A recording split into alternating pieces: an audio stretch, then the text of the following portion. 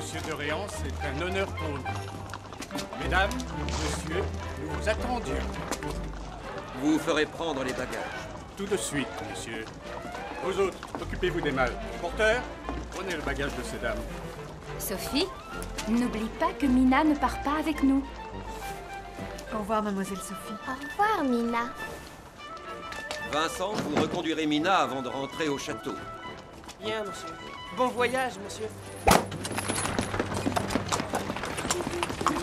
Bon débarras. Votre train est taqué, monsieur de Réan. Si vous voulez vous donner la peine de me suivre, je vais vous conduire à votre voiture.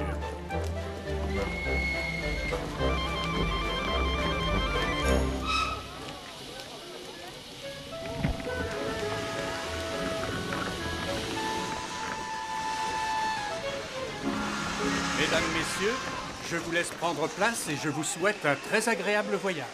Merci.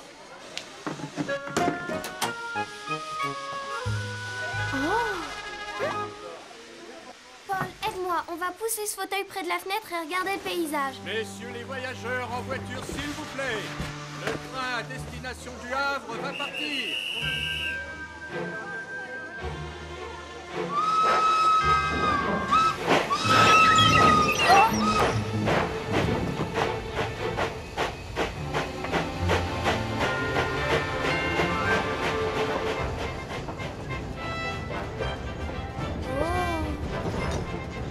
Certes, je savais que M. Fichini avait le projet de relier les États d'Amérique par le train. Mais vous ne vous doutiez pas qu'il était actionnaire de la ligne transcontinentale. Mon Dieu, Non.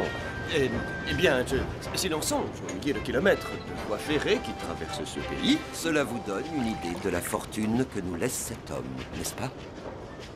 Oh, Paul, pousse-toi donc, tu me gênes.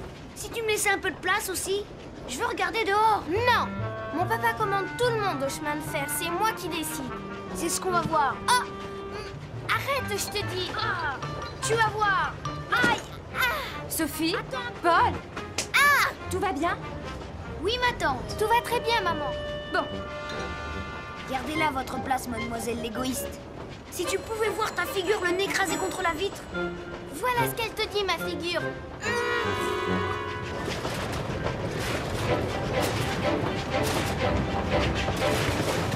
Oh, la drôle de petite maison, je n'en ai jamais vu de pareille. Oh, là-bas sur le pont des enfants, ils font des signes. Coucou, ohé. Papa, puis-je ouvrir la fenêtre? Oui, mais ne te penche pas.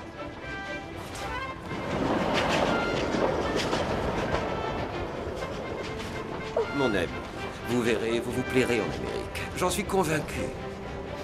Partir si loin, si longtemps, tout cela m'effraie. Et moi donc, nous avons à peine quitté Paris, et déjà Oh non, ce séjour ne durera pas toujours. C'est l'affaire de 2 ans tout au plus. Je vous le promets.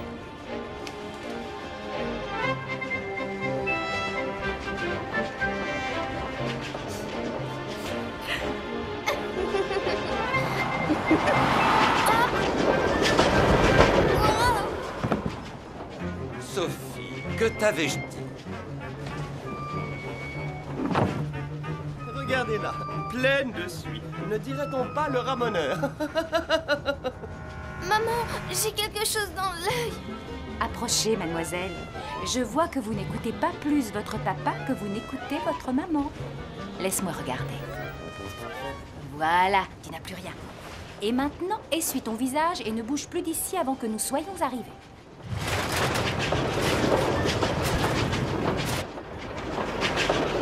Regardez là-bas. Quoi? La mer. Ah. Oh.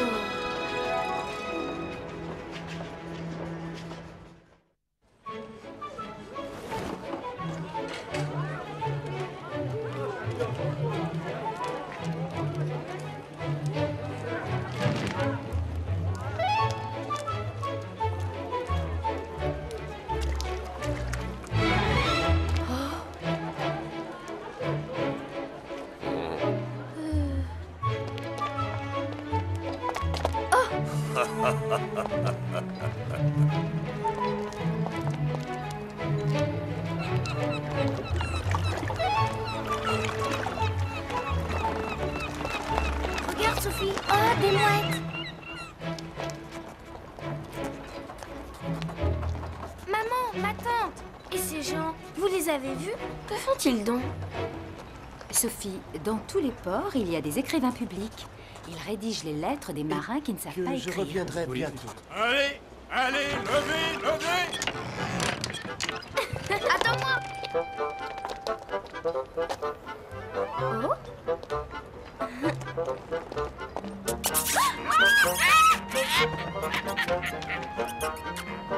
Oh, mon chapeau!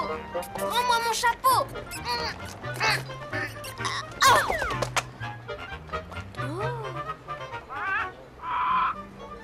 C'est magnifique!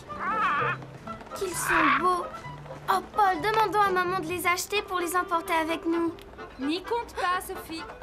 Maman, vous ne les avez pas bien vus. Voyez ce petit singe, n'est-il pas adorable? Et ces perruches-là, elles nous tiendraient compagnie. Le voyage sera si long. N'insiste pas, Sophie, j'ai dit non. Oh maman, je vous en prie, un seul oiseau, celui-là. Pauvre bête. Elle est mieux là où elle est. Est-ce que tu as oublié ce qui est arrivé à mon bouvreuil? Non, maman.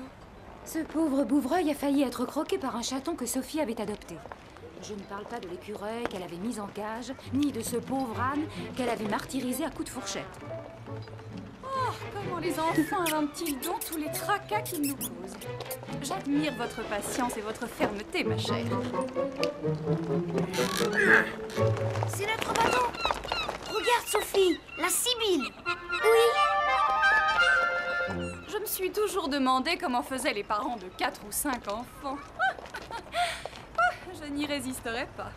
Maman, vous n'avez jamais pensé avoir d'autres enfants? Oh, grand Dieu, non. Un seul me suffit largement.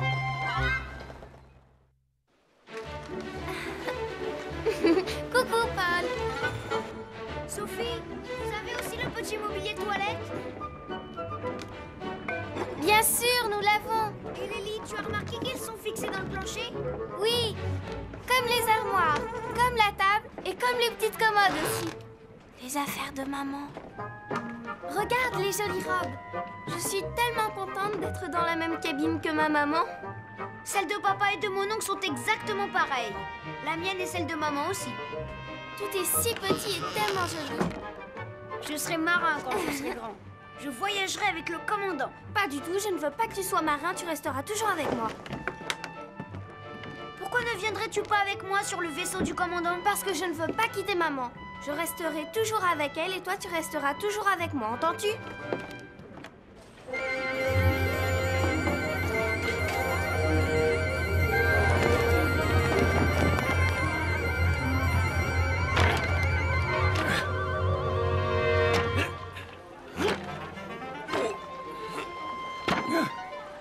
Mesdames, messieurs, bienvenue sur la Sibylle.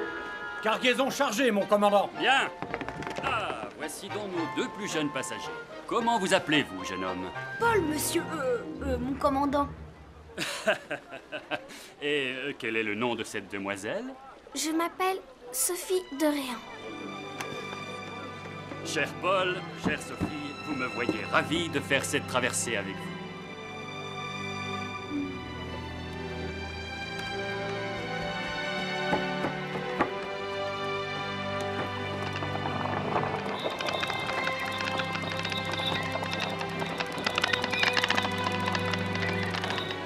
Relevez, mon commandant. Larguez les amarres! Larguez les amarres! Hissez la grand voile! Hissez la grand voile!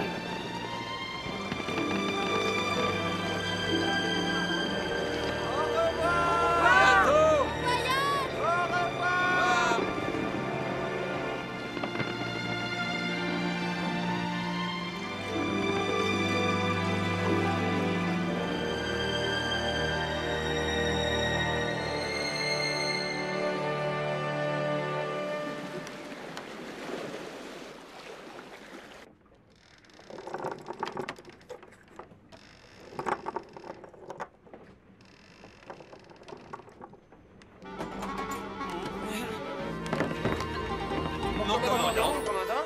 Et voilà. À présent, mes enfants, vous connaissez le navire dans ses moindres recoins. Quel dommage tout de même. Quoi donc? Qu'il n'y ait pas de hamac comme ça dans nos cabines. Là, le mât de Misaine. Là-haut, le petit cacatois. Oh, et celle-ci? Le petit hunier. Ah, bravo, mon garçon. Sophie? Vos mamans vous cherchent. Jamais matelot n'a appris plus vite.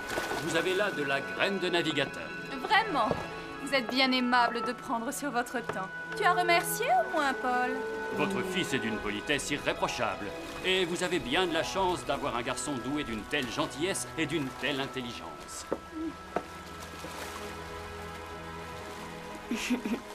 Quant à cette demoiselle, elle me rappelle ma petite fille, vive et espiègle, tout comme elle. Maman, j'ai mal au cœur. Ce n'est rien, mademoiselle Sophie. Vous avez le mal de mer. Il suffit de manger pour que cela passe. Merci, Blaise.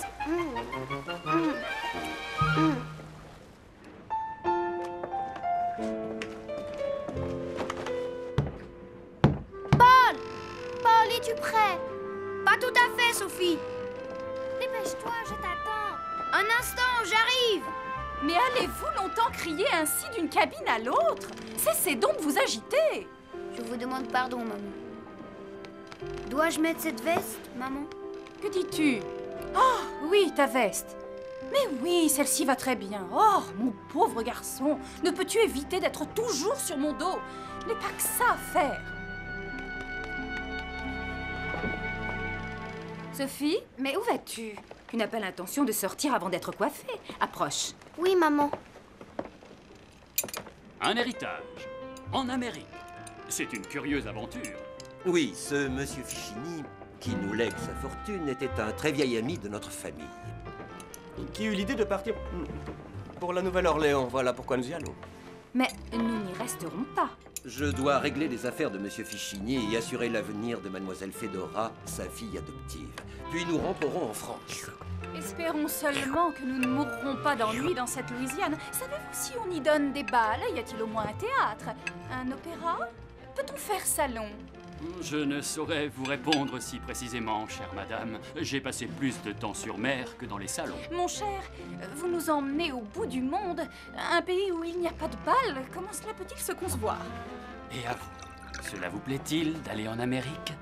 Oh oui, oui, mon commandant, cela nous plaît beaucoup. Savez-vous comment parlent les Américains? Oh oui, mon commandant, nous le savons. Je le sais, ils parlent l'anglais. Mais à la Nouvelle-Orléans, ils parlent le français. Très juste, mais un français un peu particulier. Vous vous en rendrez compte. Mon commandant, racontez-nous encore une histoire. Une histoire de marin. Mais enfin, où vous croyez-vous, monsieur? Je vous prie de cesser d'ennuyer le commandant. Paul ne m'ennuie pas le moins du monde, bien au contraire. Connaissez-vous l'histoire du capitaine Surcouf? C'était un pirate. Non, Paul. Robert Surcouf était un corsaire. Quelle différence cela fait-il? Le capitaine Surcouf était au service de son roi, Sophie. Sur son bateau, qui s'appelait le Renard, plus léger et plus rapide encore que notre frégate, le capitaine écumait les mers, affrontait avec la même audace le tumulte des flots et celui des bateaux.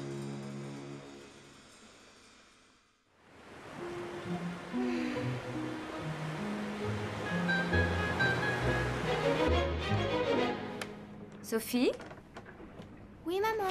le temps te paraîtrait moins long si tu t'occupais. Viens reprendre ton ouvrage. Puis-je regarder, maman? Quel joli dessin. Un S pour Sibylle. Non, un S pour Sophie. Lorsque j'aurai fini, ce mouchoir sera pour toi.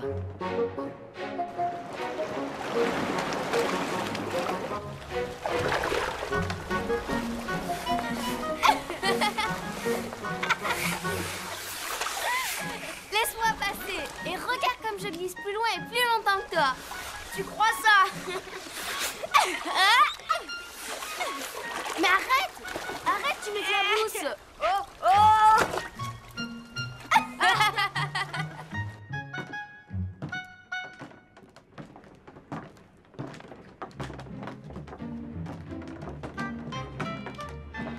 Blaise, nous voudrions voir encore une fois le bateau. Vous avez déjà tout vu, plus de 10 fois.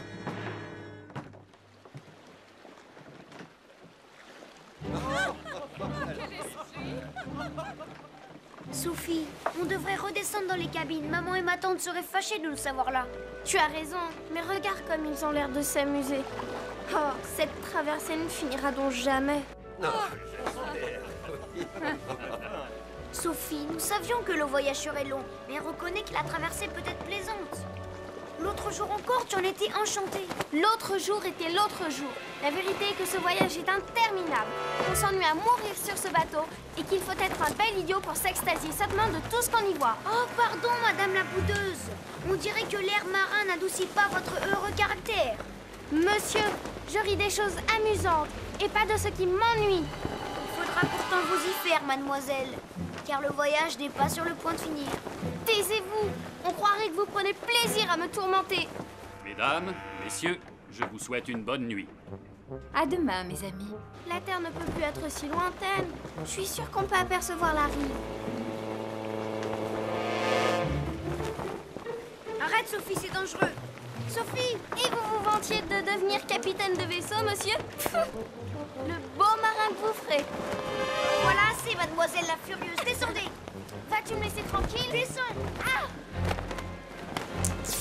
Méchant! Regarde ce que tu as fait. C'est ta faute. De ma faute? Oui, de ta faute. Le châle de maman est perdu. Elle va me gronder.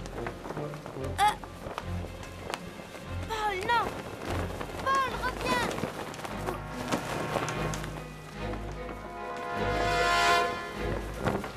Mon Dieu, Paul! Oh! Yop! Paul, quelle imprudence! Et quel courage! Nous direz-vous ce que vous faites ici à cette heure de la nuit, monsieur? Vous devriez vous trouver dans votre cabine. Je vous demande pardon, papa. C'est de ma faute. Le bateau bouge trop, je ne pouvais pas dormir. Nous ne pouvions pas dormir, Sophie. Mon joli châle est perdu. Ce n'est vraiment pas gentil. Sophie, tu as été bien sage jusqu'à présent. J'aimerais que cela continue. Nous avons fait plus de la moitié de la traversée. Je sais que le temps te paraît long, mais ça va passer vite maintenant. Allez, au lit. Demain, nous essaierons de vous trouver une distraction moins dangereuse. Paul? Oui, Sophie. Tu resteras toujours près de moi, n'est-ce pas? Je te le promets.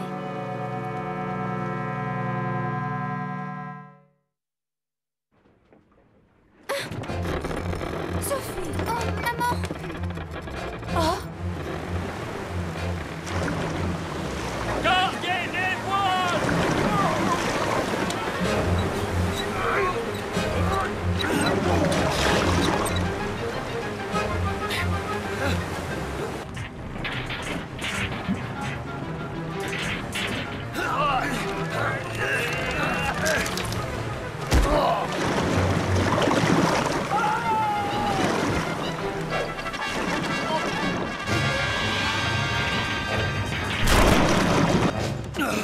Mon ami, quel était cet affreux bruit? Je ne sais. Je monte voir le commandant. Je vous accompagne. Sophie, ne bouge pas d'ici. Je reviens.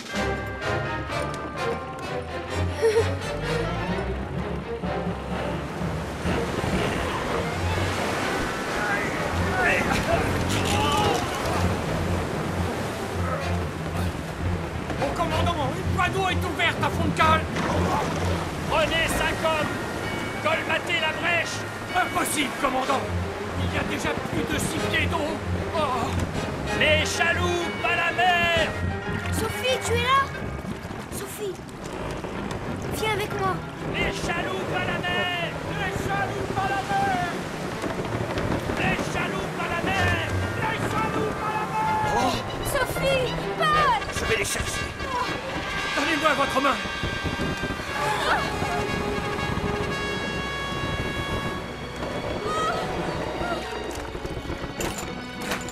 Sophie! Paul! Où êtes-vous? Sophie! Évacuez le navire! Les femmes et les enfants d'abord! Évacuez le navire! Pauvre petite, va avec ta maman! Sophie! Oh, je les ai trouvés! Attendez! J'ai les enfants! Va, Paul, vas-y! Non! Je ne veux pas vous quitter! Paul! Paul! Viens! Non! Emmenez-la et embarquez! Vite! Je me charge de lui! Attendez!